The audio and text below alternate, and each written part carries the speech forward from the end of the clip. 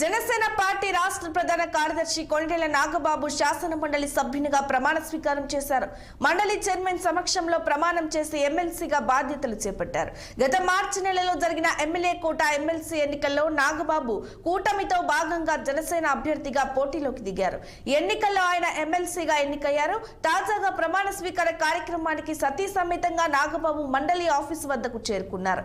అలాగే బీజేపీ నేత సోము వీర్రాజు కూడా కార్యాలయం వద్దకు వచ్చారు. ఈ ఇద్దరు నేతలు మండలి చైర్మన్ మిషన్ రాజు సమక్షంలో ప్రమాణం చేశారు. జనసేన అధినేత పవన్ కళ్యాణ్ సూచనలకు అనుగుణంగా ఛార్జ్ తీసుకున్నారు ఎమ్మెల్సీ నాగబాబు.